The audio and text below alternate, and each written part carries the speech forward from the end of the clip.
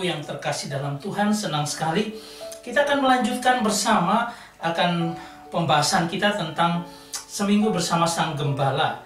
Pada saat ini kita akan masuk pada ayat yang kedua dan ayat yang ketiga dari eksposisi Mazmur 23. Coba kita lihat, ada banyak hal yang menarik. Tapi sebelumnya, saya mau menyatakan satu hal bahwa ketika Mazmur 23 berkata, Tuhan menggembalakanku, karena itu bentuknya verb, menggembalakanku.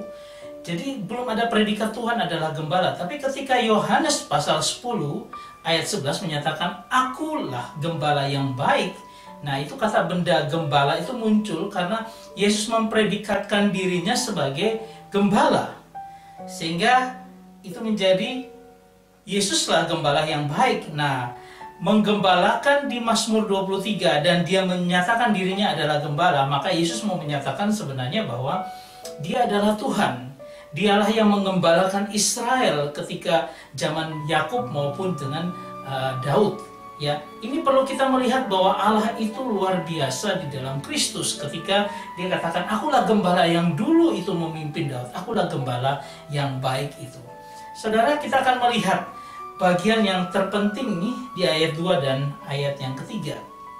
Kita coba melihat dulu frasa, ia membaringkan aku di padang yang berumput hijau. Jadi ada kata membaringkan. Dari kata apa membaringkan itu?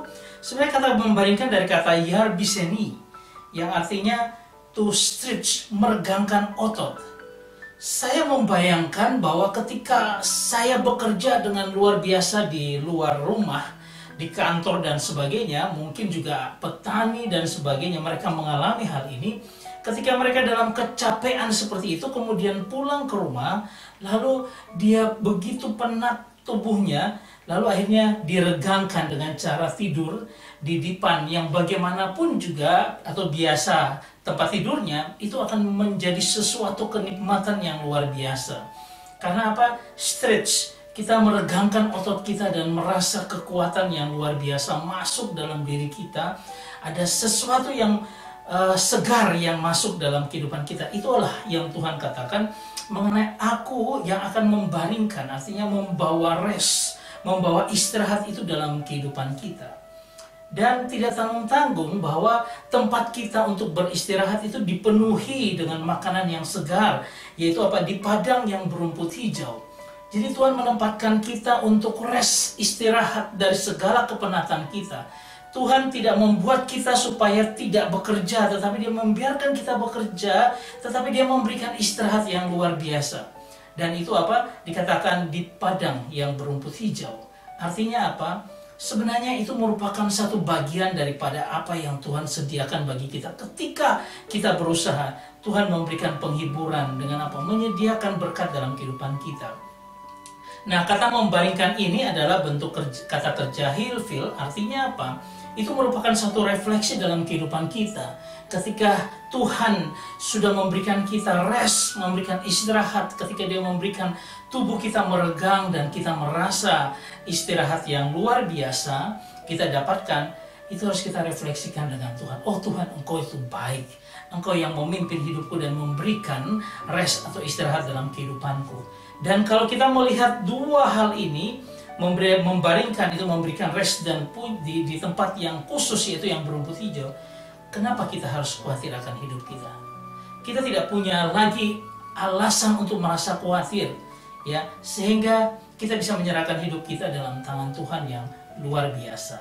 Saudara, di dalam Matius pasal 11 ayat 28 dikatakan, marilah kepadaku semua yang letih, lesu, dan berbeban berat, aku akan memberikan kelegaan kepadamu.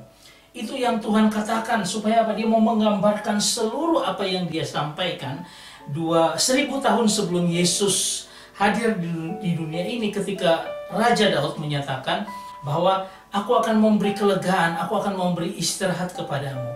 Karena apa? Walaupun engkau letih, lesu, dan berbeban berat, aku memberikan rest kepadamu. Kita melihat ayat 2b yang cukup sangat menarik bagi kita. Ketika dikatakan, ia membimbing aku ke air yang tenang.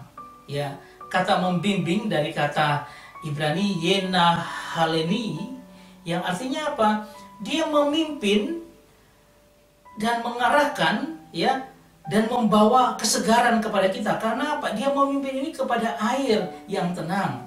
Ya, dia meng-guide kita, dia memberikan arahkan kepada kita. Jadi kata membimbing itu adalah sebenarnya dia memberikan kesegaran kepada kita. Dari kata membimbing ada unsur kesegaran. Karena apa? Dia menuntun kita untuk apa? Sampai kepada air yang tenang. Ini bicara minum, ini bicara kelegaan kita. Tuhan akan memberi kelegaan dalam hidup kita. Ya. Nah, kalau bentuk kata kerja ini adalah pil, artinya apa? Pil imperfect itu adalah dia intens melakukan bimbingan untuk senantiasa memberikan refresh dalam kehidupan kita. Intens, jadi terus menerus, dan ini imperfect. Jadi belum selesai dan Tuhan masih bekerja dalam kehidupan kita untuk intensif memberikan bimbingan, memberikan rest. Karena bimbingan Tuhan itu merupakan suatu refresh, kesegaran dalam kehidupan kita. Tuhan menyediakan kebutuhan jiwa dan roh, ketenangan jiwa, kesegaran. Tapi Tuhan juga menyediakan kebutuhan tubuh, yaitu makan dan minum. Itu masalah ekonomi kita. Kita melihat bahwa semua ini membuat kita tidak perlu khawatir. Karena apa? Dia memberikan seluruh kebutuhan kita. Makanya di ayat 1 berkata, takkan kekurangan aku. Coba kita lihat lagi ayat yang ketiga. Dikatakan ia menyegarkan jiwaku. Kenapa ia menyegarkan jiwaku? Karena jiwa itu sangat rentan. Nah, kata menyegarkan dari kata yesofbeb, artinya apa? To restore, turn back. Dia kembalikan kembali supaya jiwa kita itu segar. Karena apa? Kita sering sekali dalam kehidupan kita itu sedikit saja bisa salah dan akhirnya jiwa kita terkorup. Ya, makanya Tuhan katakan, aku akan memulihkan jiwamu lagi. Jadi disegarkan lagi, dipulihkan kembali jiwa itu. Saudara, kata yang dipakai adalah bentuk pil imperfect, artinya apa? Intens. Dia begitu intens untuk apa? Menjaga jiwa kita terus disegarkan, terus menerus disegarkan, supaya apa?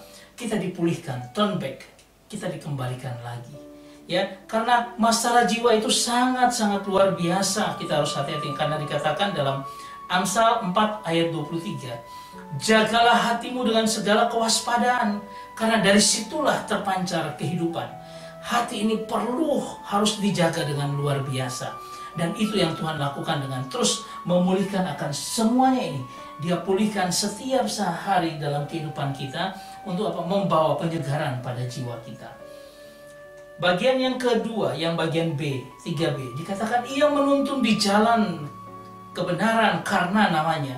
Ketika ia menuntun, itu artinya yanheni, artinya dia memimpin, dia membimbing kita, dia menuntun, menjaga kita dalam pimpinannya. Seperti gambar yang ada ini, bahwa ada gembala yang sedang mengarahkan akan domba-dombanya. Ingat bahwa kalau gembala itu dia harus di depan, dombanya yang mengikutinya. Karena apa? Seketika arahan suara daripada gembala ini menuntun, nah domba-dombanya pada mendengar suara gembala dan mengikuti suara itu pergi. Jadi kita bisa melihat di sini Tuhan mengarahkan akan jalan kita supaya jalan kita di dalam jalan kebenaran. Saudara, kata kebenaran di jalan kebenaran ini adalah jalan yang lurus, baik dan benar, ya. Dan itu pun ditambahkan ada sebuah jalan lain, yaitu circle path of way. Artinya apa? Ada jalan memutar. Jadi ada dua jalan, jalan lurus atau jalan memutar. Ya, nanti kita akan melihat di dalam ayat yang keempat jalan memutar itu. Tapi kalau dikatakan jalan lurus dan benar, Tuhan akan bilang apa? Bahwa karena namanya, nama Tuhan itu ada kekuatan yang dahsyat, extraordinary deeds. Kita bisa melakukan perkara yang luar biasa karena nama itu. Makanya kalau ada apa-apa kita bilang dalam nama Yesus, kita bisa mengusir setan dan melakukan apapun. Karena dalam nama itu ada kedahsyatan nama itu, ya, yang memiliki kekuatan ilahi yang Tuhan nyatakan juga dalam kehidupan kita. Saudara yang terkasih, kemudian kalau kita lihat dari kata menuntun, ini juga adalah bentuk hilfil, imperfect. Artinya apa? Kita harus mereflektifkan. Dituntun, artinya apa? Setiap saat ketika kita dituntun, kita datang kepada Tuhan, merefleksikan diri kita kepada Tuhan. Dan berkata, Tuhan, tuntun aku senantiasa, senantiasa. Saudara yang terkasih, Tuhan itu memulihkan kita dari kepahitan jiwa, melegakan dan membebaskan kita. tapi juga dia membimbing kita di jalan yang lurus atau jalan melingkar. Karena domba itu diarahkan untuk mendapat rumput yang segar, bagian dari ekonomi kita. Tuhan menyediakan yang terbaik dalam kehidupan kita. Bukan hanya sekedar jiwa kita yang dipelihara, tetapi juga tubuh kita dipelihara. Nah, kalau kita membuat kesimpulan daripada apa yang kita lihat pada saat ini, saudara, dia membaringkan, dia membimbing, kemudian dia menyegarkan kita dan dia menuntun kita. Ini adalah pengalaman Daud yang luar biasa. Raja ini mengalami semuanya ini sehingga dia bisa menulis sebuah pengalaman yang luar biasa. Dan pengalaman itu sebenarnya bicara tentang kebutuhan akan tubuh, jiwa, dan roh yang dipenuhi oleh Tuhan. Ini hanya dalam dua ayat, yaitu ayat 2 dan 3. Ayat 1 merangkum semua dengan katakan, aku tidak butuh apapun kecuali Tuhan, karena Tuhanlah semua kebutuhanku dipenuhi. Saudara yang terkasih, ada pertanyaan refleksi bagi kita ketika kita melihat bagaimana Tuhan memimpin kita. Ya, saya mau katakan seperti ini. Bersediakah kita mau dipimpin oleh gembala yang baik itu? Kalau kita melihat seluruh yang dia akan sediakan, itu sungguh luar biasa. Bagaikan domba yang tidur tenang dalam pelukan gembalanya. Saudara, engkau akan mendapat rest, akan mendapat berkat rohani dan jasmani, semuanya Tuhan sediakan. Dan itu pengalaman Daud.